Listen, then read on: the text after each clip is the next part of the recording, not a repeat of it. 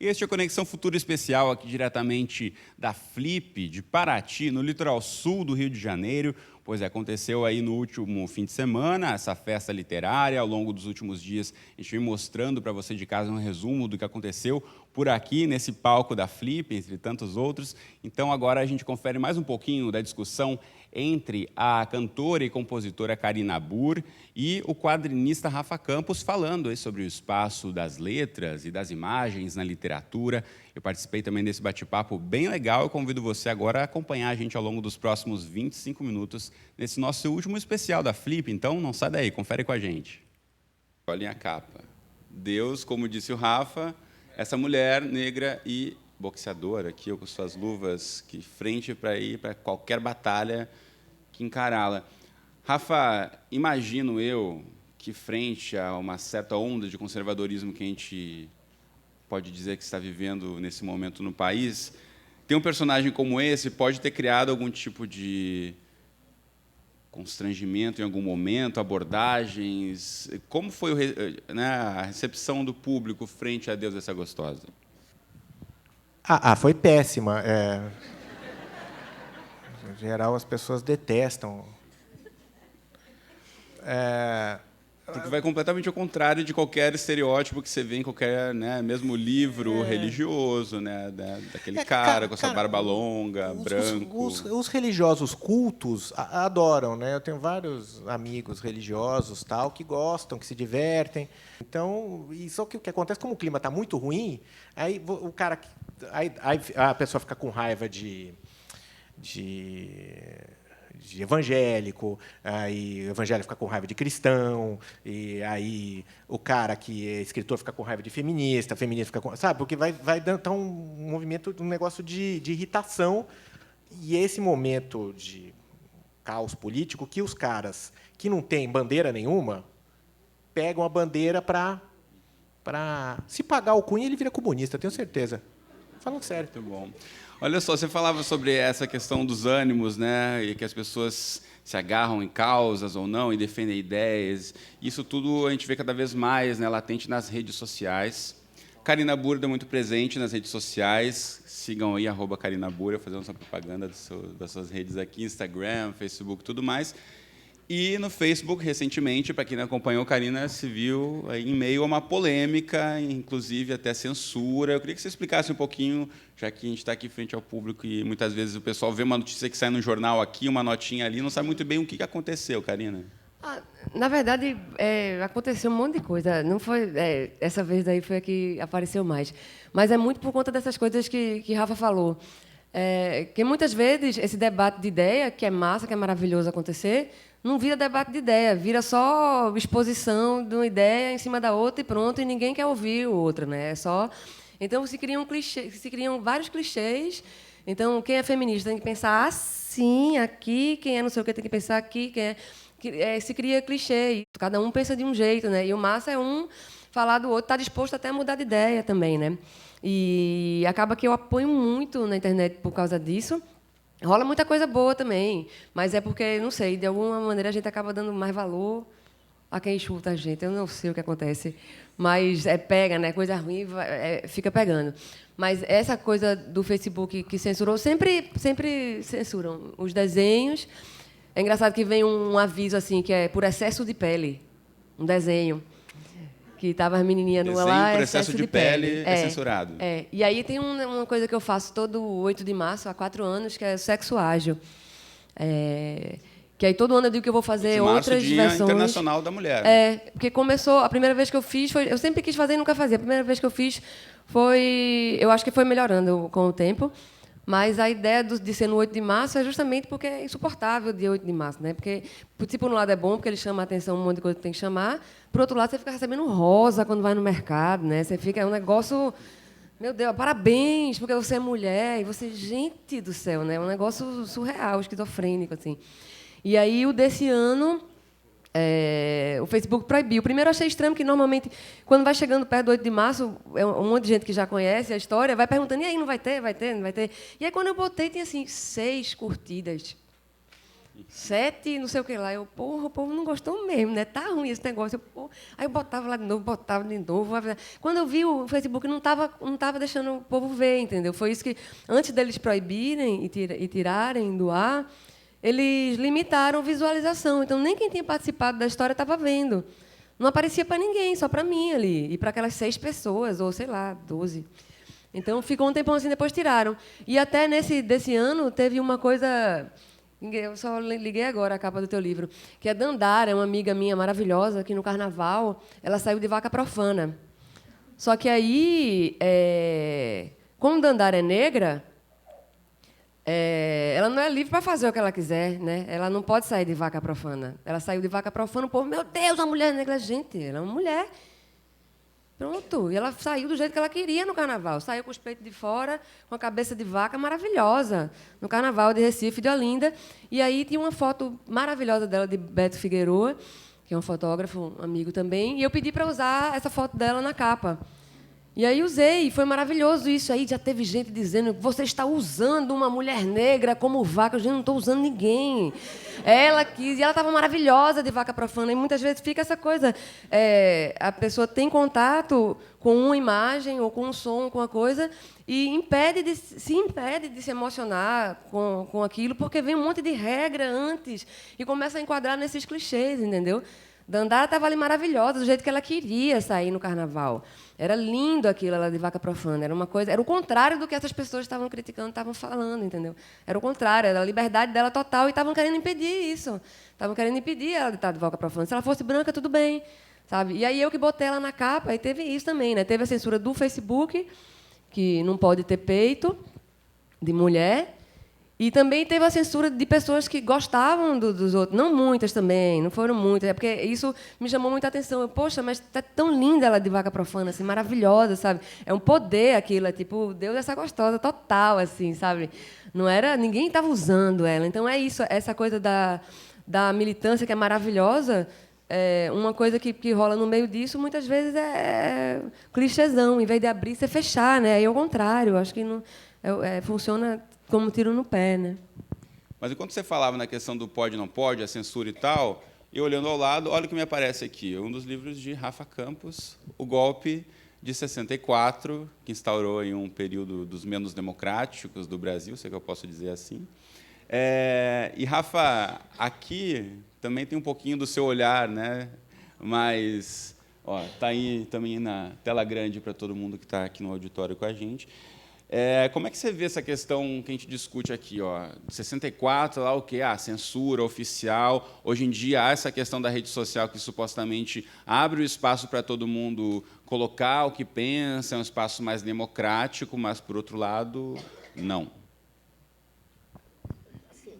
A democracia é uma... Assim como o capitalismo e outras coisas, ela é um fantasma, né? Ela não é uma coisa em si. Olha a democracia ali e tal, andando, você não vê ela. Então, como ela é uma abstração, ela é interpretada de diferentes formas. É muito difícil a pessoa querer para o outro a mesma democracia que ela quer para ela, né? Em geral, ela acha que ela tem mais direito que os outros. É uma coisa quase atávica da pessoa querer mais que a pessoa que está do lado. É uma ilusão de que essas mídias, a mídia social, o Facebook, essas coisas, elas são transparentes. E você pega a sua opinião, você põe lá. Quando, na verdade, quando você põe uma opinião que é sua, o Facebook ele reduz o número de visualizações. Agora, você acha que é ideológico, mas não é ideológico. Sabe o que é? Você já passou de um número de amigos e de visualizações sem pagar para o Facebook. E aí ele corta. É simples, é tudo mercadinho. E tem outra questão importante de ressaltar em rede social, que é mesmo o que aparece na sua timeline, nem sempre é o que aparece, se você for fazer aí um estudo mais aprofundado de tendências e discussões, o que aparece ali na timeline é o que os seus amigos, aqueles que você aceitou como amigos. Então você está sendo fechado no seu mundinho. Está todo mundo dizendo tal coisa, todo mundo no seu mundinho que você frequenta, que você conhece, os seus amigos que pensam mais ou menos como você, né? Sim. Você pode espalhar informação de graça numas, né? É isso. Então, esse negócio que aconteceu com você é o número de visualizações que o cara falou, isso aí tem que... Agora, a gente ganhando pensando nada aqui, ouvindo um pouco dos dois depoimentos e pensando assim nas nuances do que aparece, né? Tanto da ironia, principalmente, ou de ter um outro olhar, ou de dar um espaço para o outro respirar e crescer no seu texto, você parar, ouvir mais, para depois fazer uma análise. Na rede social, Twitter, 140 caracteres, é tudo muito resumido. O que vocês acham no sentido da arte, né? A gente estava falando aqui da imagem, ok, a imagem tem um peso forte, o texto complementa, mas o que a gente perde nesse tempo, ou ganha, não sei, nesse momento em que você não tem mais tanto a contemplação, você não tem um tempo de estudo maior sobre o que o outro está dizendo, ou nem a paciência para ouvir o que o outro está dizendo até o fim. Alguém falou alguma frase, você postou uma foto, ninguém quer saber o que a Karina está pensando antes de postar aquela foto, ó, já vai lá, você aponta o dedo. Eu sempre perco o tempo, eu chego depois, assim, porque o que eu acho, o que a gente ganha é de quantidade mesmo, né, de coisa. O que a gente perde é muita pressa de dar a opinião, né? Essa coisa, você ouviu o disco de fulano, você tem que ter uma opinião sobre o disco de fulano. Não, gente, eu não ouvi ainda, não consegui parar para ouvir o disco. Não ouvi, não tenho uma opinião. E também, quando ouvir, vou ouvindo, né? Não precisa... né? Eu não entro, eu fico para trás mesmo disso.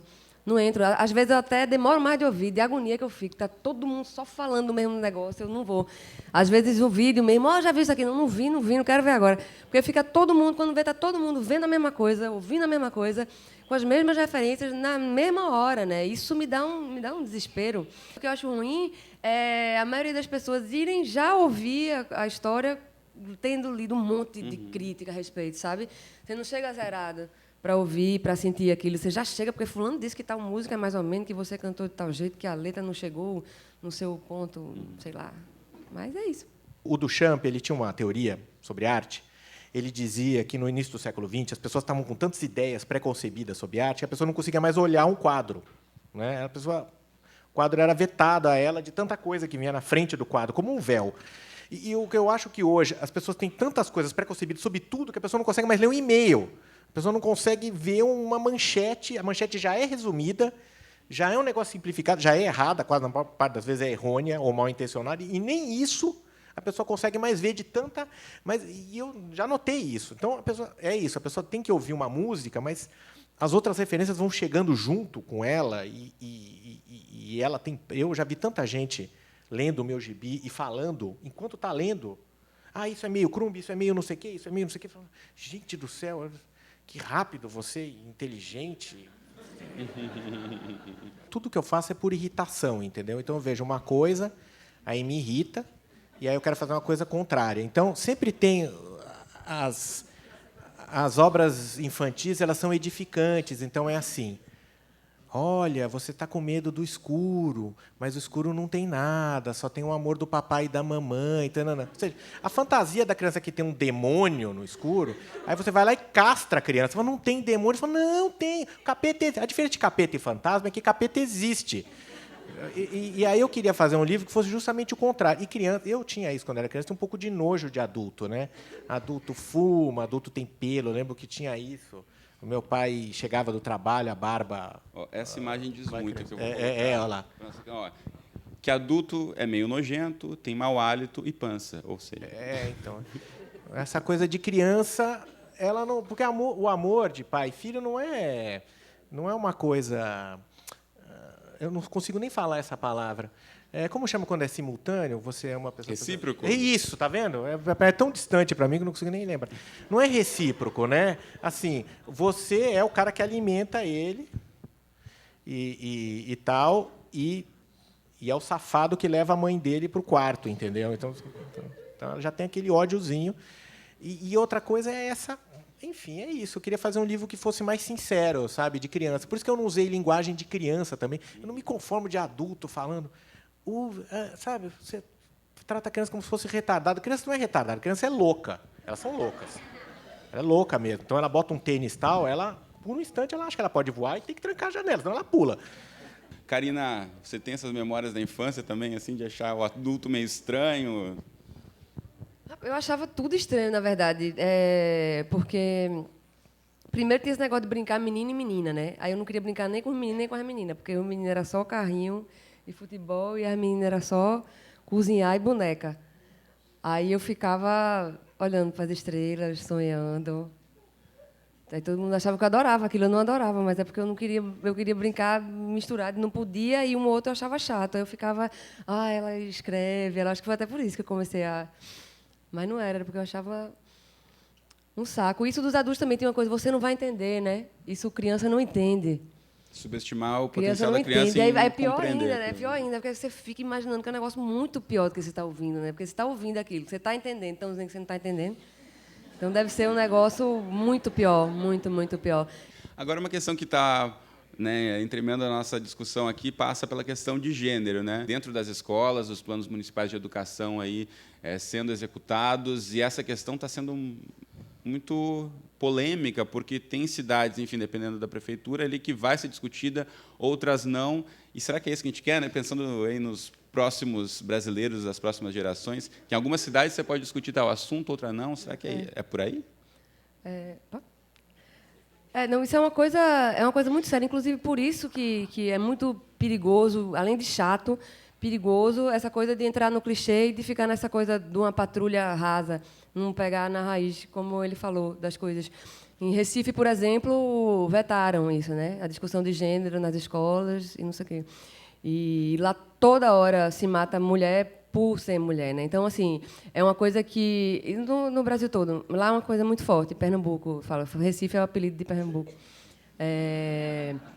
Mas, assim, inclusive, na mesma semana que isso estava sendo discutido, de novo teve um caso, né? O padrasto matou, a menina estuprou, matou, cortou a mão, e aí as matérias de jornal estão falando coisas quase justificando, né? Então é uma hora muito séria de se discutir, isso sempre foi, né? Mas agora, em vez de se aproveitar essa ebulição, né, essa coisa boa disso e se colocar em pauta, se tira.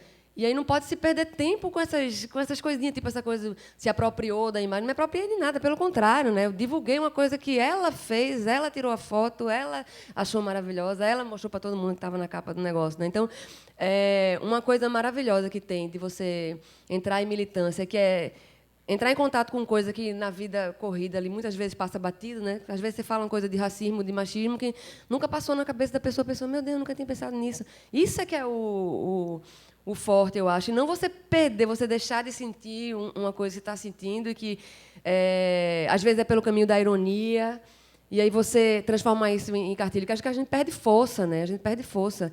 E é uma hora de botar isso na pauta completamente, né? Eu quero saber do Rafa, como é que vê essa questão da discussão do gênero, né? Deus, essa gostosa, mas antes disso tem muito mais que na escola poderia ser discutido e pode ser que as crianças aí não tenham essa oportunidade por conta de legislações.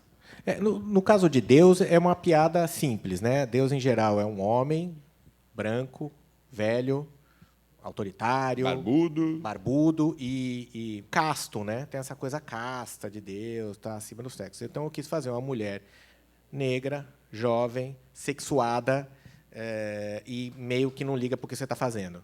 Meio rileque. Muito divertida. Exatamente. Menos aquela coisa, ela é mais divertida. Vamos lá, a gente resolve com uma pinga. Às vezes ela exagera, como no caso do ornitorrinco, da girafa, evidentes sinais de alcoolismo de Deus. Mas, no geral, eu acho que o problema do gênero passa... Eu sou velho, marxista velho, entendeu? Eu acho que o problema do gênero passa principalmente pelo problema social de divisão de renda. Quero abrir para perguntas do público aqui. Quero saber o que vocês estão pensando sobre tudo isso. Eu pedi para os meus alunos, jovens, adolescentes, que fizessem perguntas para eu trazer para os autores. E eu quero fazer uma delas. Gostamos muito disso. Pois é uma pergunta até bastante ingênua, mas ela pode ser muito profunda. Como que é o relacionamento dos personagens mais próximos da realidade dura do nosso cotidiano com esses personagens fantásticos, vamos dizer assim, o próprio Deus, essa gostosa, que é uma personagem bastante fantasiosa, né? Que, por ter poderes, né? Poder fazer várias coisas. Assim. Queria saber de você. Na parte do jornal, ela convive com outros personagens fantásticos, né? Que agora está na Vice, que é o Horus, tal. Só que eles são concretos, assim, eles são baseados no... O Horus é um gaviãozinho, que é um pouco o meu alter ego lá. Eles são todos um pouco o que eu acho. todo mundo é de verdade, todo mundo é baseado numa coisa concreta, só que é todo mundo fictício, entendeu? Mesmo o Carlos, ela tem um marido, né? O Carlos, que é um cara cuca fresca, tal.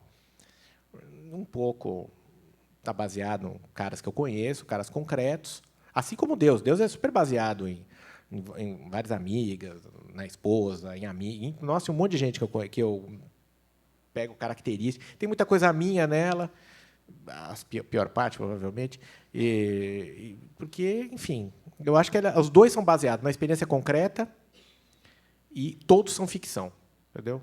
Então, é todo... enfim, que nem reportagem, né? É baseado na experiência concreta, mas, no fim das contas, é uma narrativa, né? Você dá uma pauta para um repórter ou para 10 repórteres, cada um vai trazer uma notícia diferente, né? Olhar sobre qualquer coisa, o olhar de cada um impresso naquela história. Né? Karina, do seu trabalho, acho que, por ser o primeiro livro, muita gente não conhece, né, o seu trabalho. Então, eu queria que você falasse um pouco mais sobre o seu processo de criação da escrita, né? Porque você é uma excelente compositora e eu comprei seu livro agora. Até se você depois tivesse um tempo quiser mostrar um trechinho para a gente, porque eu não li também. Se você tiver alguma coisa aí na agulha depois para a gente agradece. O livro está aqui. Ó. Muitas vezes eu vou escrever, tenho uma ideia maravilhosa, eu vou escrever um negócio, quando eu leio no outro dia... Aí, às vezes, do nada, você escreve uma coisa, porra, sabe? Vou tirar o disco todo disso aqui, sabe? É muito... Não dá para saber, mas é ralar, né? Às vezes vem um negócio que você nem queria e vem. Às vezes você queria e não vem. Aí algumas coisas começaram a virar música. Aí teve uma que virou, que é quem sabe a norma erra a forma, quem tem culpa faz sofrer. No deserto da ideia senti a força do karma, mas tinha antes a arma, isso nunca desinferna. Casca na ferida interna que não cansa de crescer, não fica grossa ou endurecer, profunda cicatriza na borda. Quem sabe a norma erra a forma, quem tem culpa faz sofrer. Desiste da flagelação, mas nunca vai bem sarar. Cura não acontecerá, sequência de coisa nenhuma, que depois do crime apruma. Quem não sabe não vai entender, quem sabe quer esquecer, certeza paira duvidosa. Quem sabe a norma erra a forma, quem tem culpa faz sofrer.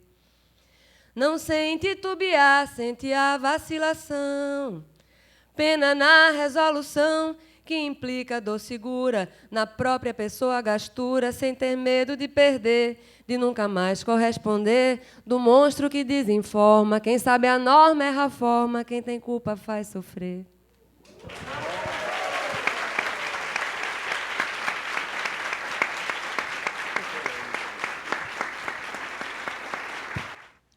Bom, com Karina Burr e Rafa Campos, encerramos então a nossa série de especiais Conexão Futura, diretamente aqui da Flip em Paraty. Agradeço a toda a organização da Flip Zona, equipe técnica, e a gente se encontra então amanhã às 14h30 no Estúdio do Futura no Rio de Janeiro, ou então na próxima Flip. Até mais, até a próxima.